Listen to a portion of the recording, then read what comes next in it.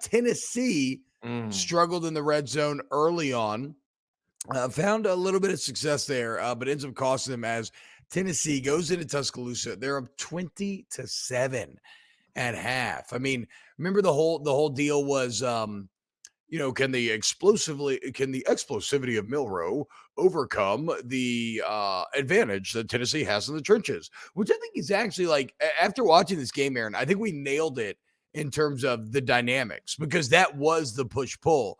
First half, Tennessee's dominance in the trenches was winning the game. They're shutting Mhm. down offensively. They're able to move the ball offensively. Second half, it's exactly what we said. The explosivity of Alabama ends up taking over and it outshines whatever. I mean, it's exact like they were beating them like Texas was beating them, only they didn't have the big playability to bury them like Mhm. Texas did. Well, and then the inability to score in the red zone. I mean, it could have easily been 21 nothing at one point there in the first quarter.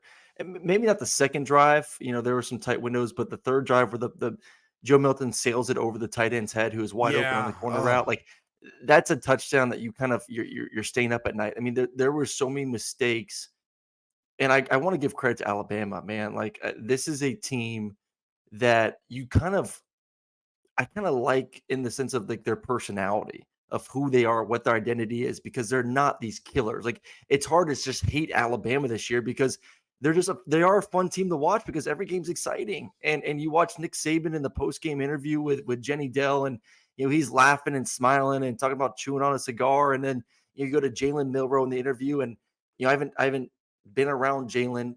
And I've seen a couple interviews, but man, it's hard not to like that young yeah. He man. was And having from fun in that everyone, post game yeah, yesterday. You could tell and he was everyone I've fired up. talked to too, like I talked to Dusty Dvorak last week, who had their game previously, and he's like, "Man, we sat down with Jalen, and that is one impressive young man, good dude, hard not to cheer for him." So, like, this is a team. Like, I'm not saying I'm rooting for Alabama, but Fuck they you, are a dude. lot. Let's not They go are they crazy are a there. lot more likable this year than Yeah, they've okay, ever okay, been okay, okay, in that okay, sense. okay, okay. You're right. They're likable because they're human. They're But human. let's not lose sight of the fact that at the end of the day, it's 90% 4 and 5 stars. This Yeah, is not plucky little Alabama. What they are, it's very appropriate for this month of October, this Halloween very human though. season.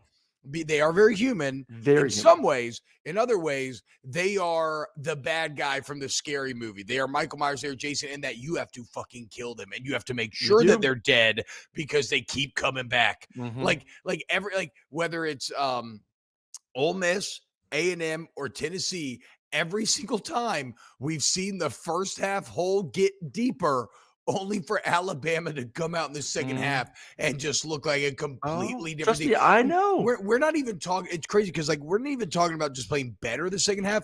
We're talking about just like going from kind of sucking to complete dominance. And Hmm. like what they did to Tennessee, and that's after going down 27, the flow of that first half to come out and end the game like they did yesterday.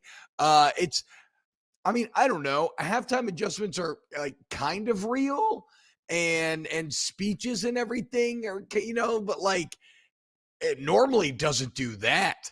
So Mm-mm. I said this on Rivals the other day. I feel like the Jalen Milrow makeup sex is undefeated.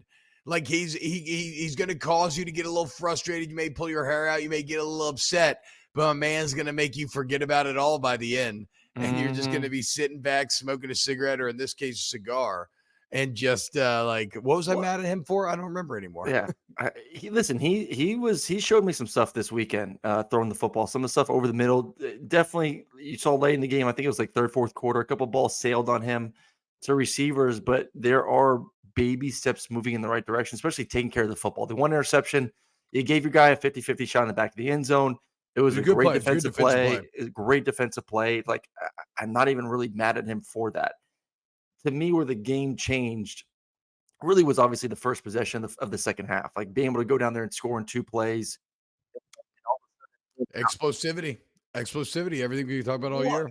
and people always laugh at me, but the most dangerous lead in football is up 2 touchdowns. I mean, 13 points, 14 points, those 13 Wait, points. are you know that that's like a soccer thing as well, right? People say the most dangerous lead in soccer Yeah, is 2-0. yes, Okay, I didn't even because know, yeah.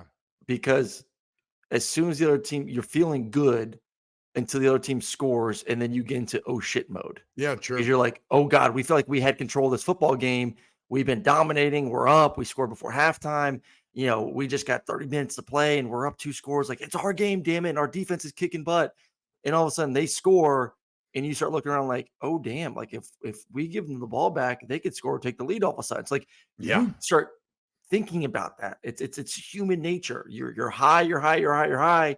And then bam, in 2 seconds, or for this case, 2 plays, Tennessee gets knocked down to reality of we're on It's the true. road. It was such a shitty feeling And for oh Tennessee. damn, like they're about to they could win, they could take the lead in 2 plays all of a sudden. So The um 100,000 of Bryant didn't come yeah. alive at that point. Like, you just have and it's a pent up energy that the crowd Mhm. releases at that point, because the whole first half has just been anger and frustration, and everybody's bitching in line where they're going to get their hot dogs and their fucking So so senatorial so that's suites that they have. one. So that was one, and then two, the ability to run the ball in the second half, I thought for Alabama, and don't so if you missed the game, go back and rewatch it, obviously, but you look at Jalen Milrow's stat line, nine carries for 3 yards.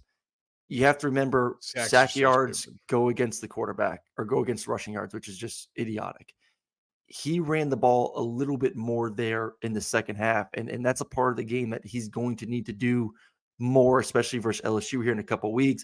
I thought that opened up the game a little bit. Obviously, McClellan had a good game over 100 yards. Like, that's what Alabama needs to do: take care of the football, run it, get Jalen's legs involved, hit a couple explosives. Jermaine Byrne has been just, besides stomping on people, has been absolutely dominant here the past few weeks. People got mad about him kicking that dude in the end zone. I don't know, dude. I kind of liked it, but whatever. I Yeah. think y'all are all bitches. What, you didn't like it? Fuck that dude. That It's dude's just trying to it's guard you. his You score a personality, man. touchdown. He's Yeah, he's a, fuck he's a that little bit of dude. a punk. He's a little bit of a punk. I know that seems to be what my Alabama friends were saying as well. Is how they feel about him. Hey, Yeah. Jermaine Burton, I got your fucking back, dude. Fuck that dude. That he's trying to guard you. You score a big touchdown. I kick his ass too. Yeah.